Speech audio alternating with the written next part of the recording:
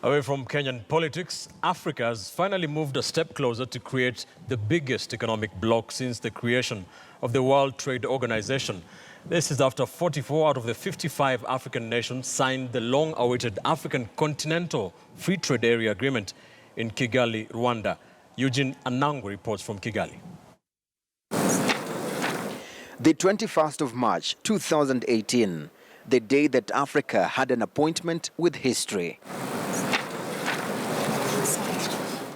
African leaders walked into the plenary hall, and at exactly 20 minutes after 12, Niger's President Mahamadou Issoufou, who is also the leader of the African Continental Free Trade Area, opened the long-awaited signature ceremony.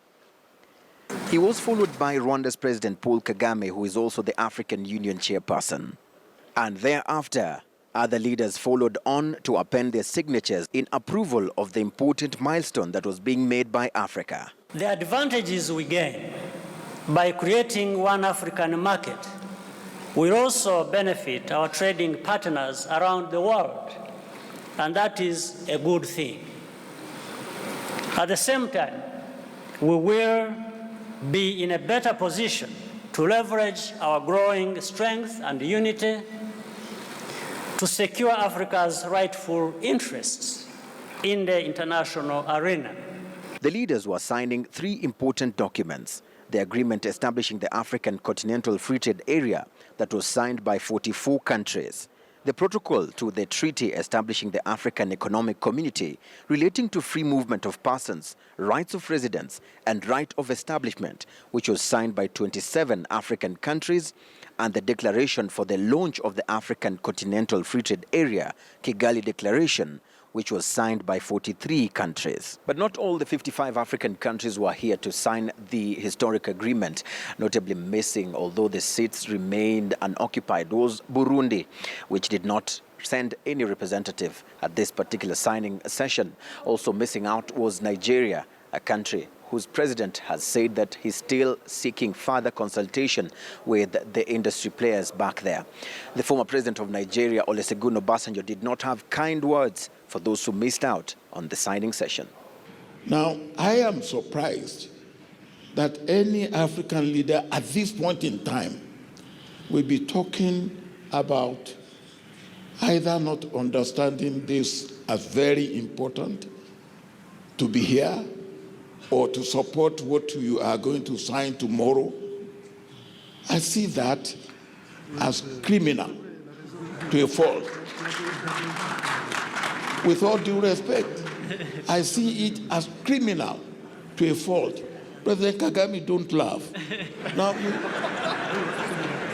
Nigeria's President Muhammadu Buhari earlier on took to social media in perhaps what is seen as an effort to try and clear the air or clarify why his country was not signing the Continental Free Trade Agreement. He went on to say, and I quote, "As Africa's largest economy and most populous country, we are committed to ensuring that all trade agreements we sign are beneficial to the long-term prosperity of the continent."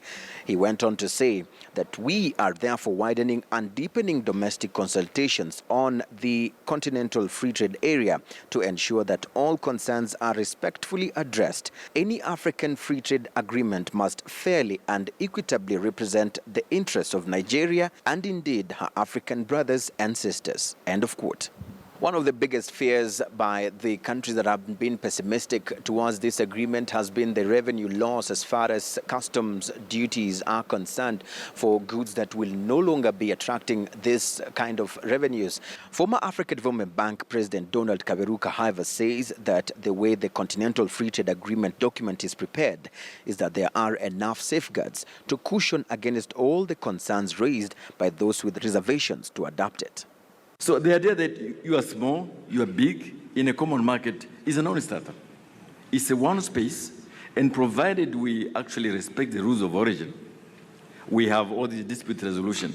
We're all winners. Now, as the African leaders mark history by the signing of this African Continental Free Trade Area, the next stage will be the ratification of this document, followed by the most important element of it, the implementation. Will this be a happily ever after union? For KTN News in Kigali, Rwanda, I'm Eugene Anangwe. A very big step for Africa indeed. Africans will be waiting to see how the various countries ratify